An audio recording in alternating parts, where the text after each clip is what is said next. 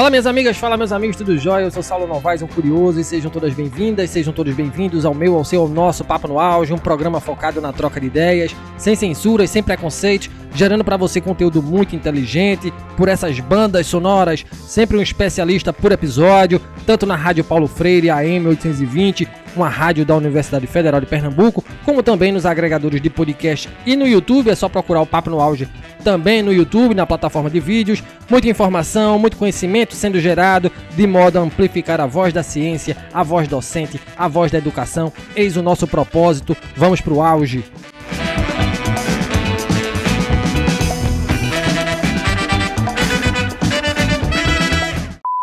Sustentabilidade é um tema em alta e discuti-lo é algo urgente e importante, uma vez que os recursos naturais estão cada vez mais escassos devido à ação humana.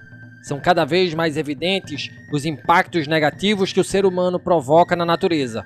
Neste rol, temos poluição, destruição de habitats, acúmulo de resíduos sólidos e diminuição rápida da biodiversidade.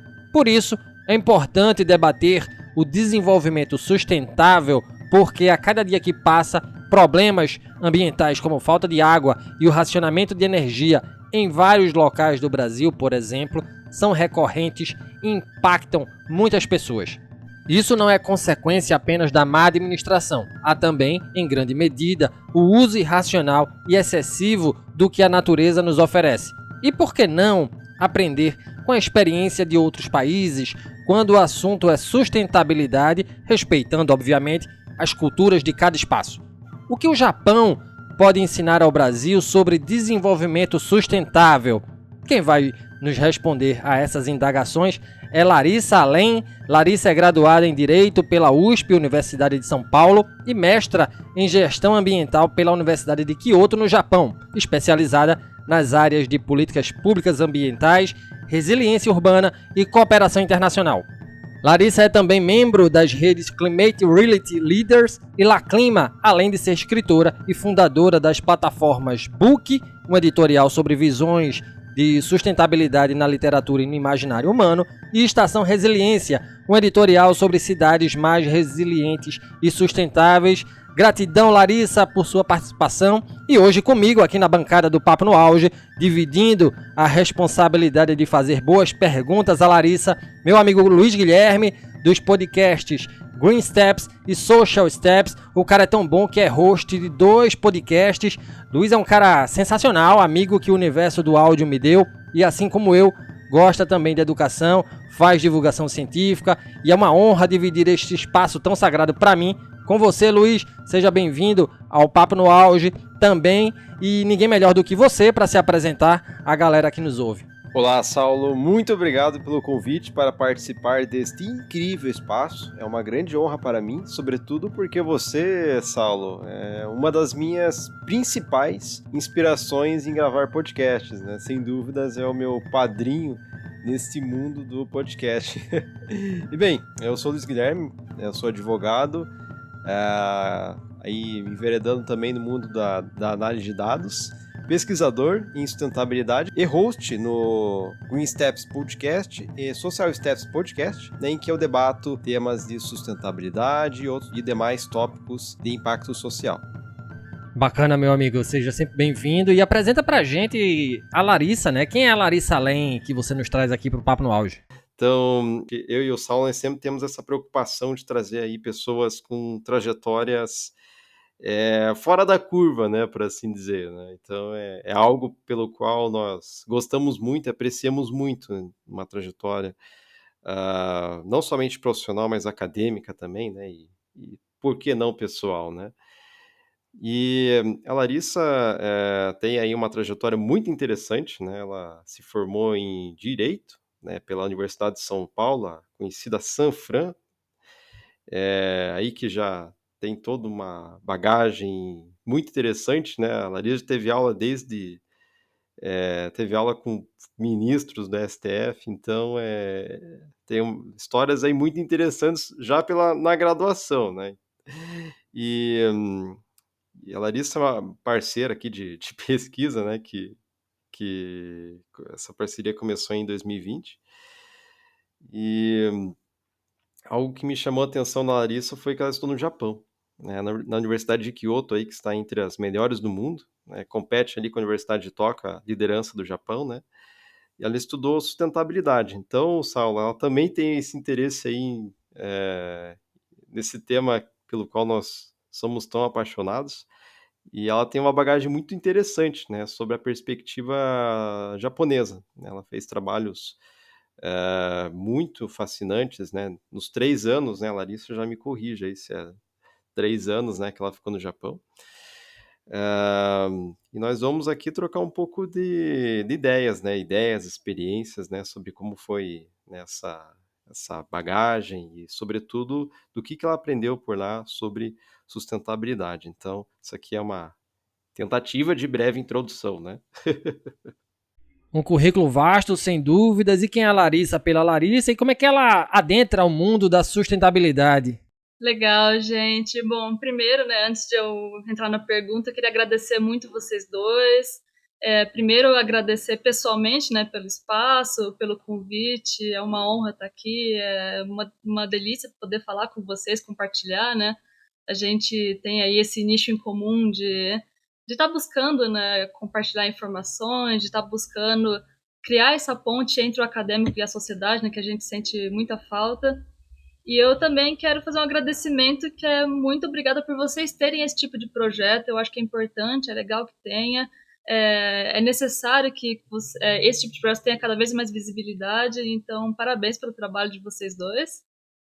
E vamos para a pergunta, né? O Luiz, acho que falou, enfim, deu meu currículo, não sei o que eu poderia complementar, mas é isso, eu parti do formalismo do direito, né, daquela densidade do direito, para a dinâmica da gestão ambiental, né, que foi meu mestrado no Japão, realmente foram 3 anos morando em Kyoto. E aí, enfim, para falar um pouco mais sobre mim, né, por que eu entrei nessa pauta de estabilidade, eu tento ser um equilíbrio de uma pessoa tranquila em casa e frita no trabalho, né? Por que eu digo frita no trabalho? Porque atualmente eu trabalho como analista de captação para o terceiro setor e como pesquisador ambiental, né? E não tem como se envolver com esses temas sem ser, né, um pouquinho frito, um pouquinho engajado, um pouquinho preocupado socialmente. Então a gente é, tem essa preocupação, né, nesse meio. E eu acho que a sustentabilidade ela apareceu para mim com mais de uma maneira mais concreta no direito, né? Pelo direito ambiental, especialmente, que enfim, o Luiz também é formado em direito, né?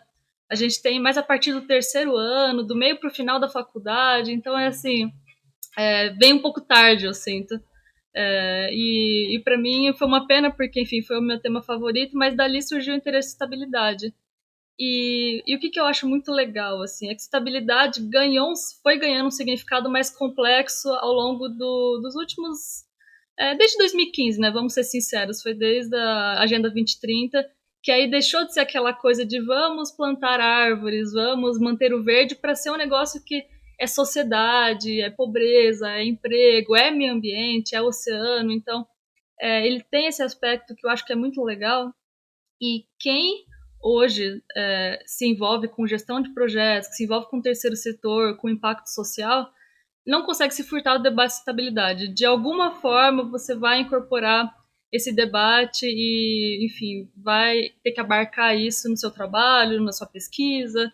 Então, eu acho que seria daí que vem esse interesse.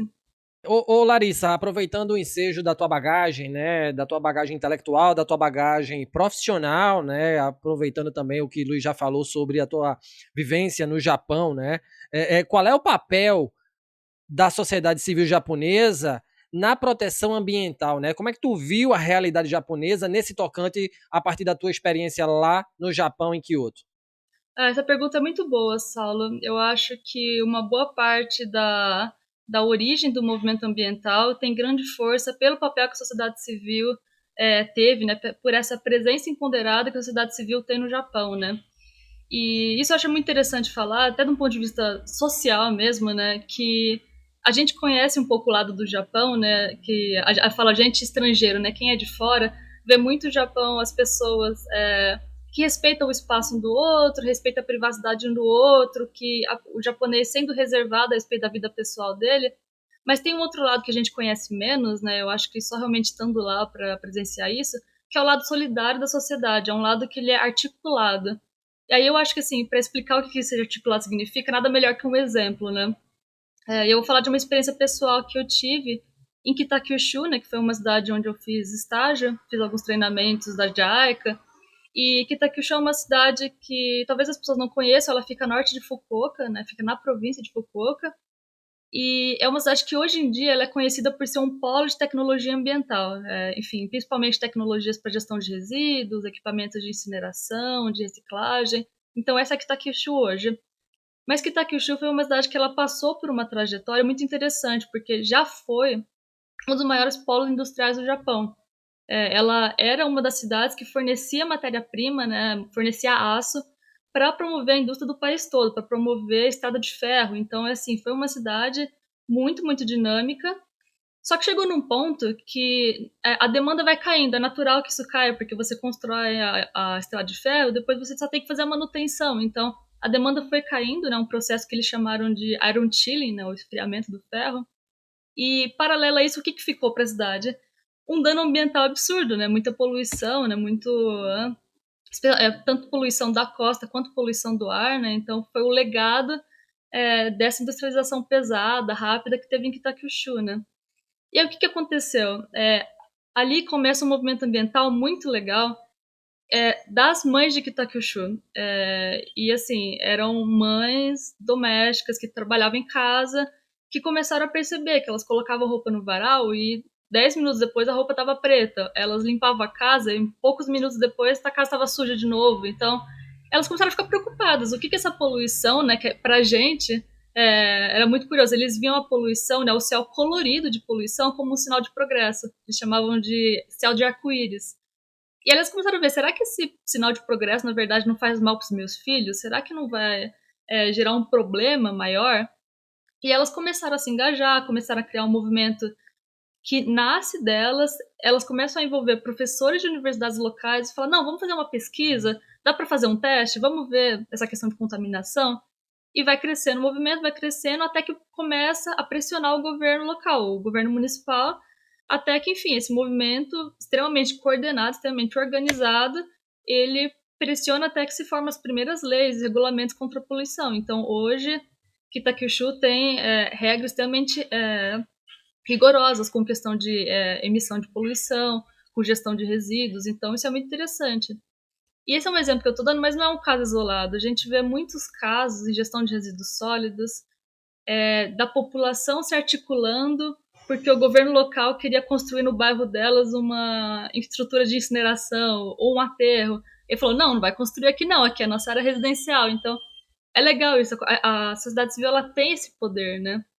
E já que a gente está falando de sustentabilidade, né, não só dessa questão da proteção ambiental, uma outra coisa que eu achava muito legal lá eram os centros comunitários, né, que eram centros, né, prédios, que as pessoas se reuniam e interagiam lá, socializavam, eram ambientes do bairro, né, muitas vezes. E, por exemplo, o que era legal, em Kitakyushu mesmo, eu cheguei a visitar em um, que as crianças faziam compostagem e cuidavam do jardim.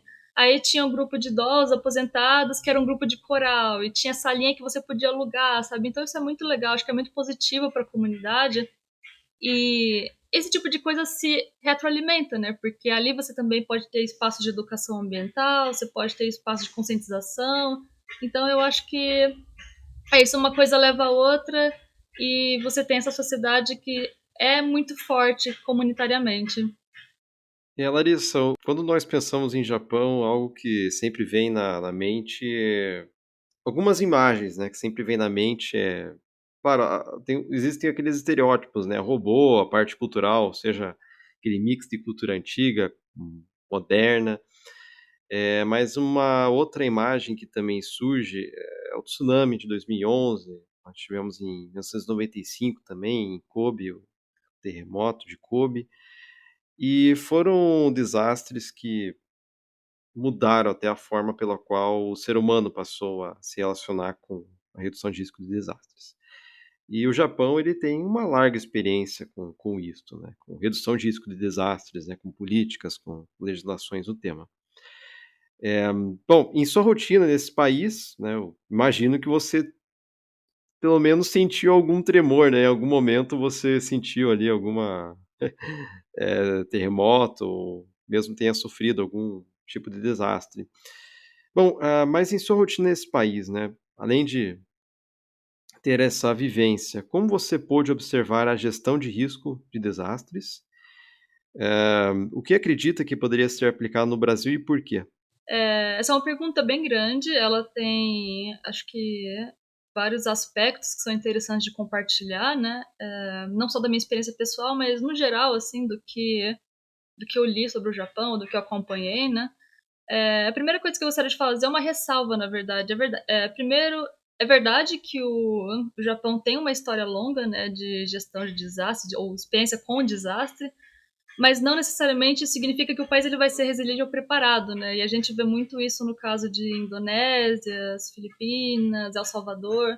A gente vê países que passam por desastres já há muitos anos, mas não desenvolveram um sistema de resiliência, né?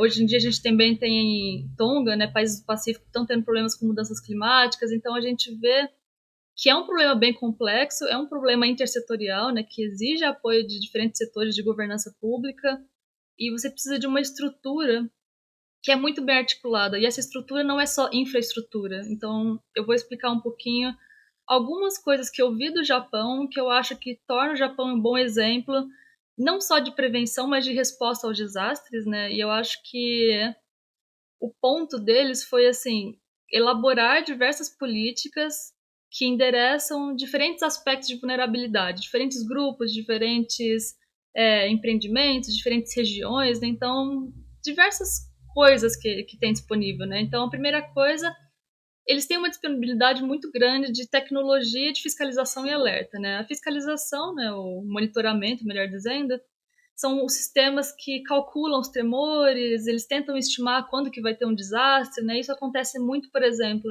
quando tem um desastre, geralmente se espera que vai ter outro depois, né? Não é só um, né? Tem um e depois tem outros micros, ou às vezes tem um maior depois. Então eles costumam, o tempo inteiro, eles estão sempre fazendo esse monitoramento de vibração, né, do terremoto. Um outro tipo de dispositivo que, inclusive, a gente poderia incorporar no Brasil, né? No próprio Facebook, lá fora se usa mais essa funcionalidade do aplicativo, que é quando tem um desastre, você tem a opção de ir lá e se marcar como seguro, se você estava naquele lugar. Então você consegue ir lá e ver se seus amigos estão lá, por exemplo. É uma coisa que o pessoal usava muito, né? Outra coisa que o Japão tem muito, educação e treinamento. Não tem como você estabelecer qualquer política se você não ensinar a pessoa como que ela procede, para onde que ela vai, como ela se comporta no momento de crise.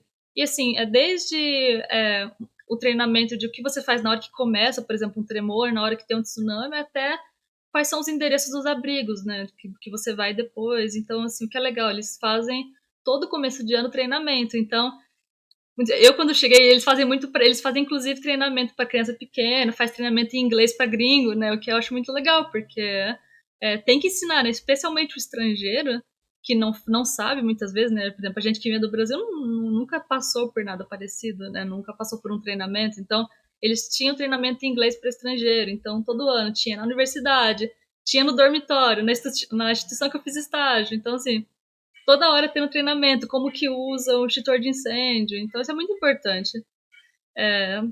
Outra coisa que tem no Japão, a questão da rede, né? Eu falei da questão do comunitário, né? Da sociedade civil ser muito forte. Então, dentro do próprio âmbito de educação, né? Para os desastres, as pessoas já são orientadas a ajudar uma pessoa na hora do desastre, por exemplo, ou em que momento que você ajuda, ou como que você pode fazer para minimizar alguns danos. Então, eles têm essas orientações que eu acho muito legal. O que mais que eles têm? Um aspecto que todo mundo lembra geralmente, né, quando fala de Japão e desastre, é que eles têm aquelas construções resilientes, né? Então aqueles prédios que são mais leves e que balançam um pouco, né, são flexíveis para desastres. Tem um que muitas vezes as pessoas veem em foto do Japão e não sabem o que é umas barreiras, uns blocos gigantes assim nos litorais, que é para conter um pouco tsunami, por exemplo. Então eles têm também um pouco essa parte que é infraestrutura. Tem um aspecto que é, assim, coordenação entre atores. Então, assim, um terremoto, tsunami, qualquer evento que seja acontece localmente. Mas às vezes você precisa de uma ajuda do governo vizinho, municipal ou do governo nacional. Então eles têm essa resposta que é rápida entre governos e especialmente um papel também de apoio da iniciativa privada. Então, às vezes a empresa tem ali um estacionamento gigante que serve de evacuação, sabe? Então, as escolas muitas vezes são centros de evacuação. Então, ter um pouco essa coordenação entre atores, né, de não ficar cada um cuida do seu, né? Não, vamos coordenar tudo para meio que todo mundo se ajudar, né? Falando em empresas, né, no caso de empresas como foi o caso de Fukushima, né, um dos casos mais graves que teve, tem um código muito rígido para empresas que podem configurar algum tipo de perigo, né? Então tem um código de segurança que inclusive eles não cumpriram, né? Por isso que o dano foi enorme, mas foram responsabilizados, né?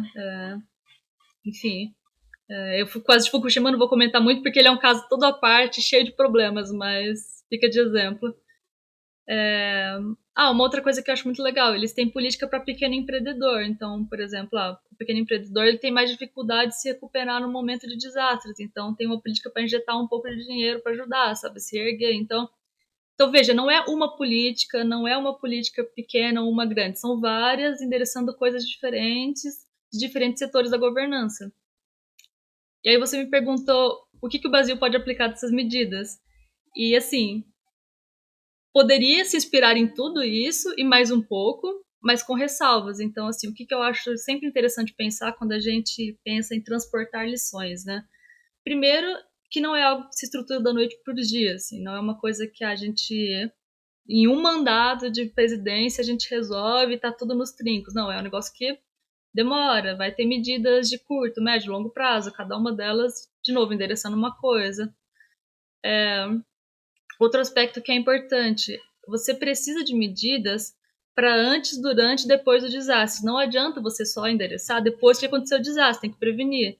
Ao mesmo tempo, você não consegue só prevenir tudo. Tem uma parte que está fora do controle, então você tem que ter ali uma ação de emergência. Então é isso, ter essa visão de que desastre é uma coisa super dinâmica e por mais que você preveja, sempre vai ter alguma coisa de imprevisível.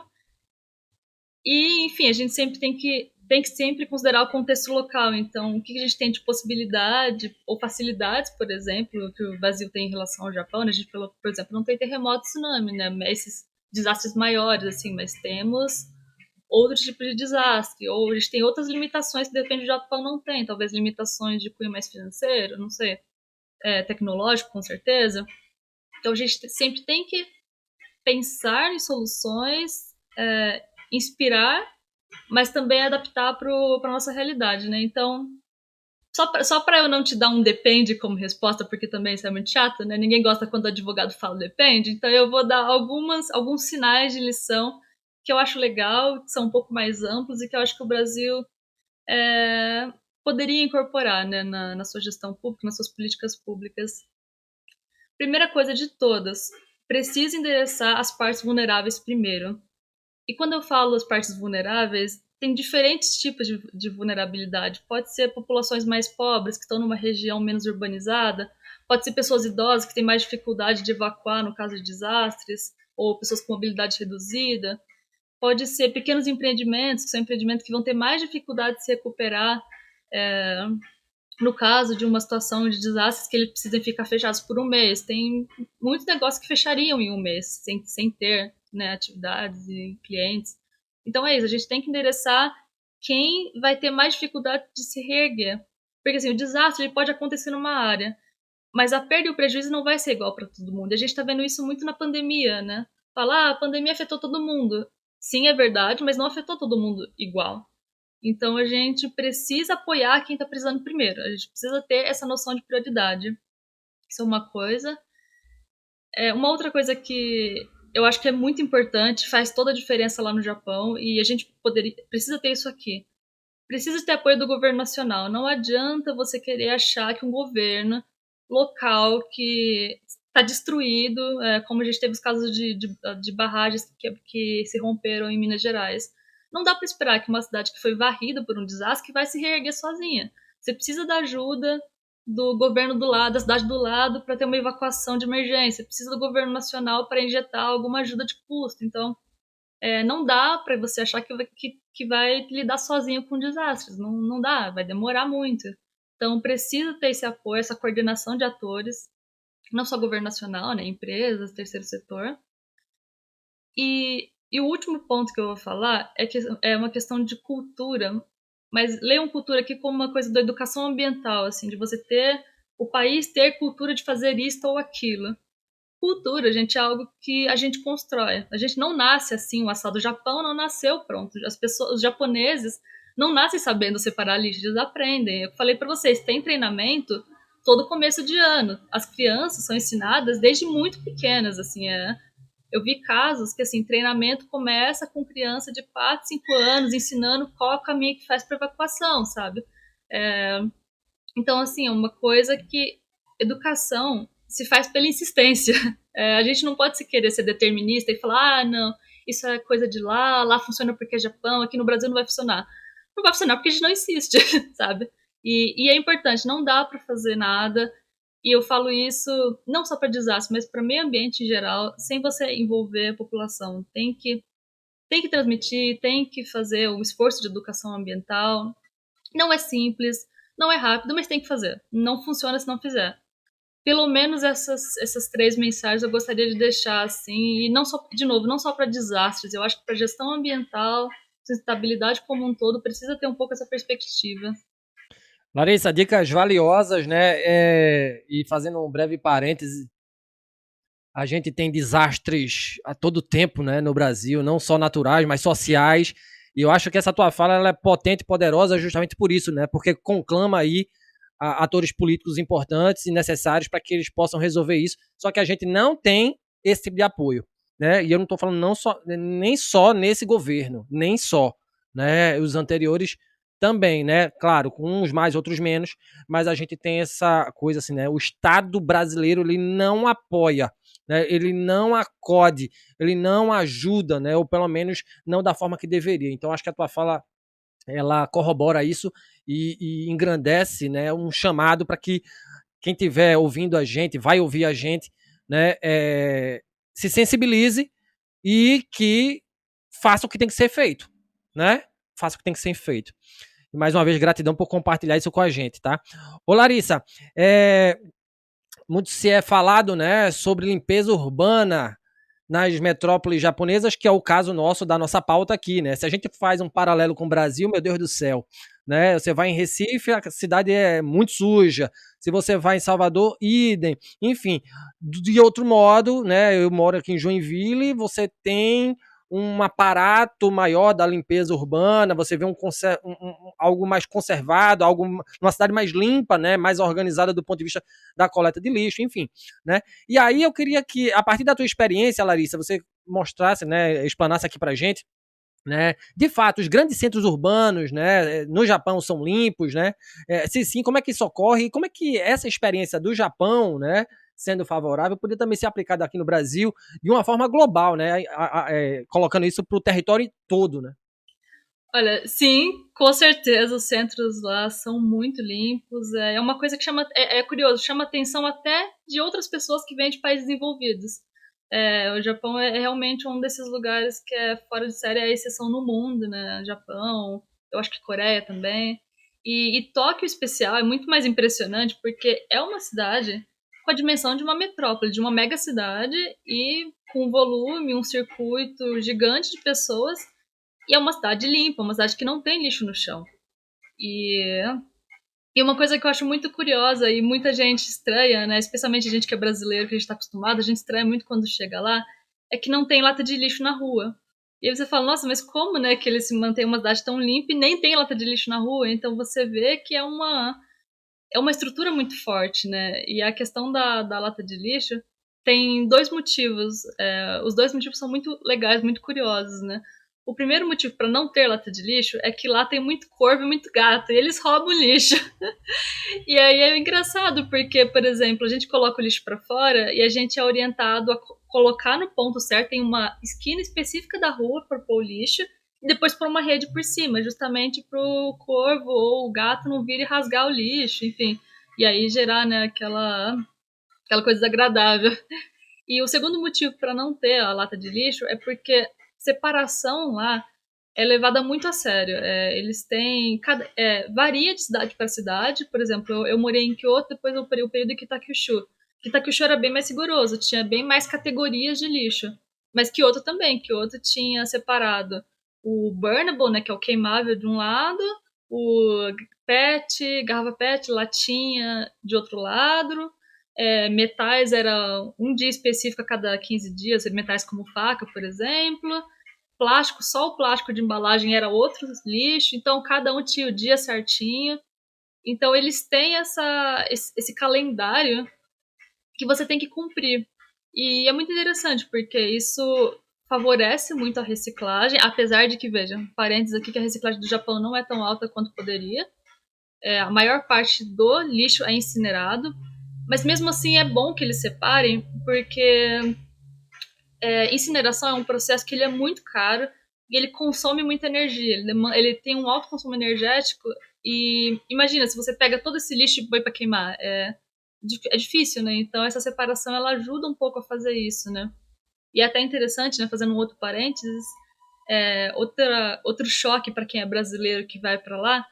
O lixo de plástico é muito maior em volume do que o lixo orgânico lá no Japão. Aqui é o contrário, né? E, em geral, essa tendência costuma existir de países subdesenvolvidos para desenvolvidos, né? Os países mais pobres ou em desenvolvimento tendem a ter mais lixo orgânico, né? E os países mais ricos tendem a ter lixo mais de embalagem, né? Reciclável, enfim.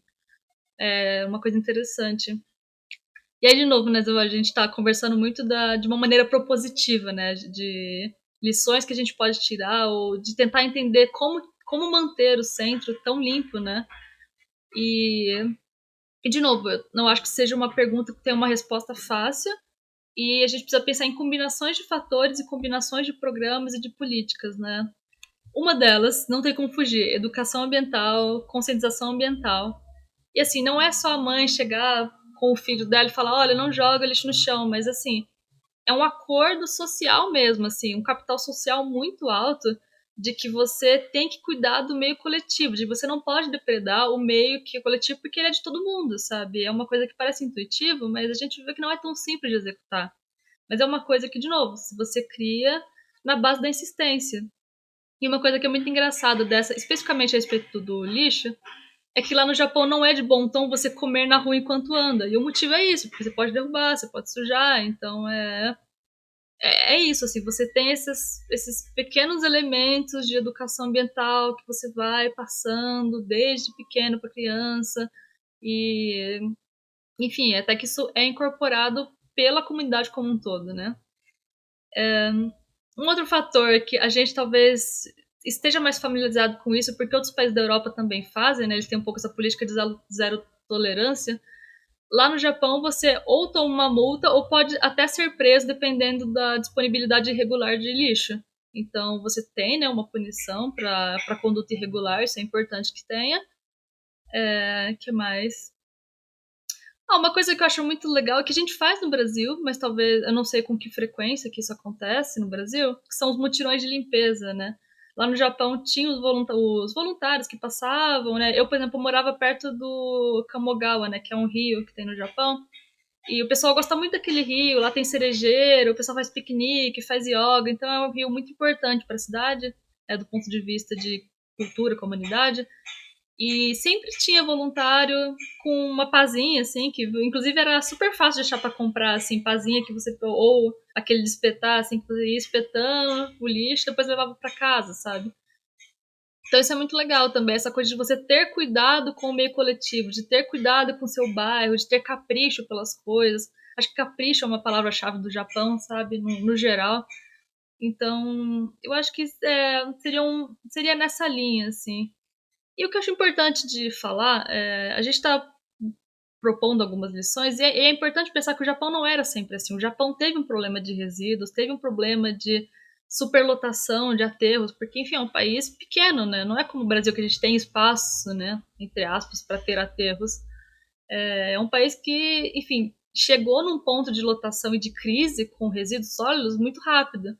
Então eles tinham problema, eles tinham questão, não era sempre limpo, né, o meio urbano. A gente precisa entender que teve muito conflito, teve muito problema, precisou ter muito caso de contaminação, muito briga entre a população civil e governo para ter o volume de leis e regulações políticas que eles têm hoje. Então é bom a gente colocar isso na cabeça, assim, a gente às vezes vê o negócio pronto, entre muitas aspas, e acha que, não, o Brasil nunca vai chegar lá. Gente, o Japão não era assim, ele era... Se você vê umas fotos antigas do Japão, assim, não parece o mesmo lugar, parece realmente um lugar que passou por um pós-guerra complicadíssimo, que passou por um problema de resíduos sólidos complicadíssimo, sabe? E, Larissa, né, para encerrarmos aqui nosso diálogo, né, propor uma pergunta com um tom mais reflexivo, né? Como é possível termos equilíbrio entre as pautas econômica, de desenvolvimento e ambiental no atual estágio do capital e das sociedades, a fim de evitarmos os efeitos ainda mais pujantes dos desastres relacionados com as mudanças climáticas, né? E aqui, colocando em negrita essa questão do clima, que é um tópico tão falado, né? Não só no Brasil, não só no Japão, mas pelo mundo inteiro. Olha, eu vou responder essa pergunta já problematizando um pouco a própria pergunta, e, enfim, já passando também para a mensagem final. A questão do equilíbrio, né? Eu vou primeiro falar que eu questiono muito esse conceito de estabilidade, que é o conceito da tríade, né? De que a gente tem 3 pilares, tem sociedade, economia e meio ambiente, e esses 3 pilares têm o mesmo peso e a gente precisa chegar num equilíbrio entre eles. Eu detesto esse conceito, eu acho que ele tende a ser superado, ele já está sendo criticado na academia, eu acho que fora da academia a gente ainda usa muito ele, mas eu acho que ele é um conceito um pouco iludido, né? A gente está colocando pesos iguais para 3 coisas que não têm o mesmo poder, né? A verdade é que o ambiente existe sem a economia e a sociedade, mas a economia não existe sem ambiente, né? Então a gente precisa entender, precisa questionar se o que a gente está buscando realmente é um equilíbrio. Para mim, se eu for pensar, refletir um pouco mais sobre estabilidade antes de responder a sua pergunta, eu acho que estabilidade é bem básico, é aquilo que se sustenta. E hoje o que a gente tem é um sistema econômico, é um sistema produtivo, né, que não se sustenta. Porque o que acontece? Ele pega do meio ambiente mais do que ele dá conta de devolver. Então, ele ameaça a nossa condição de existência, ele viola um princípio, né, que é a que a gente chama de justiça intergeracional, né, porque a gente não dá chance da próxima geração ter os recursos que a gente teve. E também é um sistema, né, o pilar da economia não prioriza o pilar da sociedade. Eles não priorizam as pessoas, não priorizam o humano, né? A gente tem um sistema que ele perpetua a estrutura de desigualdade e perpetua mesmo, assim, não dá mecanismos para você violar isso. É muito difícil você sair daquele sistema. E ao mesmo tempo, ele é um sistema que esgota as pessoas, né? A gente sempre trabalhando no talo, hoje em dia está se falando muito do burnout, né? Então, definitivamente não é um sistema que cuida das pessoas. E ele viola essa noção de justiça intrageracional, né? O que a gente estava falando antes, por exemplo, de num desastre, as pessoas são afetadas diferentemente, porque elas estão em patamares diferentes, né? Elas estão em níveis de vulnerabilidade diferentes. Isso é um absurdo, né? É um sistema que ele é predatório e ele é depredatório. Então, assim, a gente tentar buscar um balanço, um equilíbrio com essa lógica desse sistema não funciona, não vai rolar, não está rolando. A gente já deu muita chance, né? A gente já tentou chegar nesse equilíbrio. O pouco que a gente coloca de limite nesse sistema, né, que é o que a gente consegue com a legislação, não está dando conta de conter os impactos que a gente tem. Mas enfim, vamos para sua pergunta, né? Não vou viajar demais também para não sair do ponto, né? O que eu queria dizer é que eu não acho que a chave seja o equilíbrio, né? E aí eu vou responder a sua pergunta, que eu acho que a gente consegue sim endereçar mudanças climáticas. Tá cada vez mais difícil, quanto mais a gente espera, pior fica.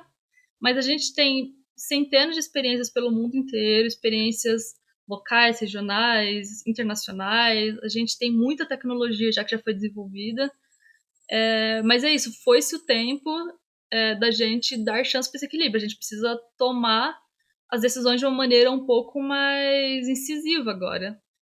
E, sinceramente, eu acho que a gente precisa de um sistema menos... vou usar uma palavra que eu usei no comecinho do podcast, mas a gente precisa de um sistema que seja menos frito. Porque a gente tem esse sistema que está sempre buscando maximizar os nossos ganhos, os nossos lucros, a gente segue uma racionalidade que é econômica, né? Até a própria busca de um benefício, ela é uma mentalidade econômica, é uma mentalidade de, como que eu posso maximizar os 3 pilares de modo que, sabe... Não é assim que funciona, não vai funcionar desse jeito, né? A gente não tem que maximizar tudo. E é isso, assim, a importância do meio ambiente e sociedade é muito maior do que economia, sabe? Economia a gente ajusta, a gente adapta, tem modelos econômicos, diversos modelos. O caso é que, do jeito que está, a conta não fecha. Então, se você quer dar mais para a economia, você necessariamente vai estar tirando de meio ambiente e de sociedade. Então, eu acho que isso é uma coisa importante para a gente ter em mente, não só para mudanças climáticas, né, mas pro geral, para desenvolvimento em geral, né, noções de desenvolvimento, enfim, sem pretensão nenhuma de avançar muito nesse debate, porque é um debate complexo, é um debate com muitos modelos, com muitas correntes, né? Mas, especialmente no caso de mudanças climáticas, só para dar um encaminhamento, né, e não só propor críticas, mas também propor alguns caminhos, eu acho que a gente tem uma dificuldade, que é o fato de ser uma questão que não depende só do local ou do nacional, né? A causa tá em todos os países, é um problema internacional, é um problema global, então a gente não vai conseguir endereçar tudo sozinho, principalmente causa, mas enfim, consequências também, né? Questões de... Enfim, efeitos de mudanças climáticas são sentidos localmente, mas tá vindo de fora muitas vezes, né? Às vezes a comunidade local é super sustentável, mas aí tá sendo afetada pela ação de fora, né? Então ela tem essa complicação, mas na minha perspectiva, e eu acho que isso é bom para políticas públicas no geral, a chave seria a coordenação de atores, né? E por que a coordenação de atores ela se torna uma chave ou uma ponte? Acho que melhor dizendo, uma ponte para você definir políticas e programas. Porque é uma possibilidade que você cria de compartilhar experiências, know-how, tecnologia, práticas de gestão. Você pode, no âmbito internacional, fazer acordos de cooperação internacional, de financiamento, de transferência de tecnologia, de know-how. Você pode se inspirar para criar legislações. Pô, tem um país ali que fez uma legislação legal, funcionou, já que a gente faz um negócio parecido aqui. Então, ter essa reflexão. Dentro da legislação, também precisa coordenar atores que consigam fazer aquele sistema funcionar. Então, assim, você precisa da lei, precisa de responsabilizar, mas para isso fechar, você precisa do sistema de monitoramento, você precisa fiscalizar. Então, é isso, ir tomando medidas por todos os lados para até conseguir fechar, até conseguir ao máximo segurar para não vazar nada para fora. Outra coisa, articulação da sociedade civil. A gente começou o debate falando de como o papel da sociedade civil consegue ser muito poderoso. Então, e especialmente mudanças climáticas, eu venho acompanhando muito esse movimento da sociedade civil, né, do terceiro setor, para as lideranças políticas, de pressionar, olha, tem que entrar como demanda, tem que entrar na agenda de políticas públicas a questão de mudanças climáticas. Não é mais um negócio que é só o problema das ilhas do Pacífico. A gente tem que incorporar, está afetando a gente, vai afetar essa geração. Não está mais para a próxima geração, que até então era sempre isso, né? A gente empurrava, deixa o saldo para a próxima geração pagar. Mas não, a gente está pagando já, está estourando na nossa mão. Outra coisa da coordenação de atores, engajar com o terceiro setor, engajar com a iniciativa privada. Então, ninguém pode se furtar ao debate. Todo mundo tem seu nível de responsabilidade e tem poder de fazer isso ou aquilo. Cada um tem níveis diferentes de poder. Então, eu acho que a responsabilização tem que vir na medida do poder da pessoa. E aí, o que eu deixaria de mensagem final, né? Já ligando com a pergunta, né? Eu acho que coordenação de pessoas, parcerias, é uma coisa que a gente tem que buscar para a vida. E eu tô falando nisso para quem é da academia, eu tô falando isso para quem pensa em trabalho, network, para quem for gestor de políticas públicas. A gente consegue fazer muita coisa sozinho, muita coisa com boa intenção, com engajamento, com trabalho, mas a gente consegue fazer muito mais coisa com outras pessoas, com parceiros, com gente que está na mesma causa que a gente.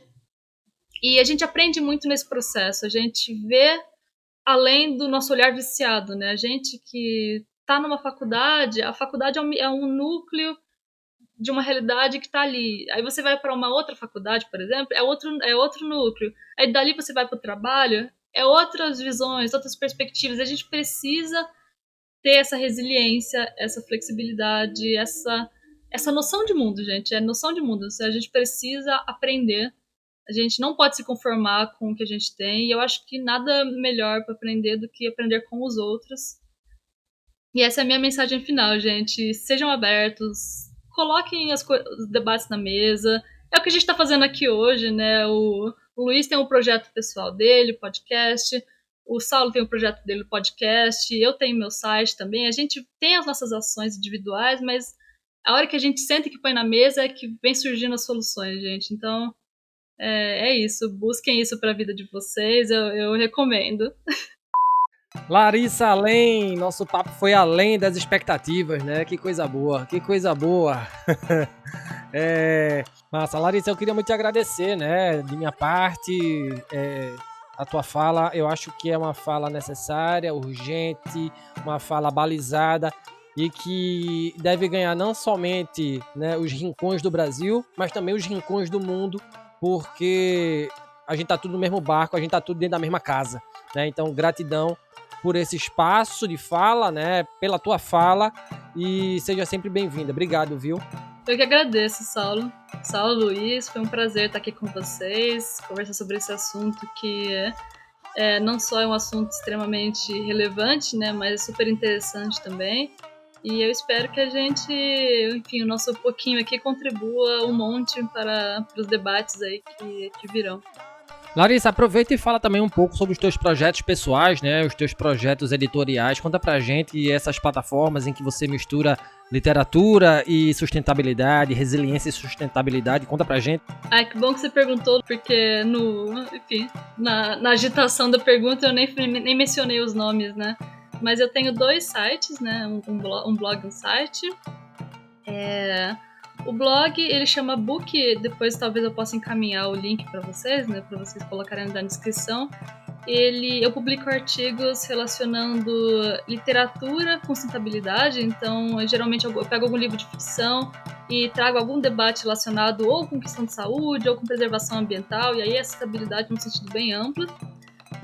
Inclusive a última publicação foi sobre a peste do camus, né? Como não podia deixar de ser nesses tempos de pandemia. E o outro site chama Estação Resiliência, né? Atualmente essa é a minha área de especialização, é a área que eu pesquiso. Então, o site fez 1 ano de idade. No ano passado eu procurei trazer conceitos de resiliência, de desastres, né? Dar aquela introduzida no tema. E aí, esse ano, tenho aí os novos projetos para trazer talvez mais estudos de caso, uma perspectiva mais prática da resiliência, mas eu procuro trazer, uma ponte entre o acadêmico e a gestão pública. Então, eu procuro deixar o texto bem tranquilinho de ler, assim, ao mesmo tempo tem referência se a pessoa quiser pesquisar mais. E então, estão convidados para acessar os sites, e também quem quiser entrar em contato comigo para conversar sobre isso ou qualquer outra coisa, eu amo uma prosa, gente, eu sou mineira, é só trazer o café e tá pronto, a gente senta e conversa de qualquer coisa. Larissa Além, muito obrigado, Larissa, mais uma vez por tua fala, pela sua presença aqui no Papo no Auge, seja sempre bem-vinda. Vou colocar na descrição também os links para os teus sites, para aqueles interessados que queiram dar uma olhadinha lá nos teus inscritos, né? Isso é bacana.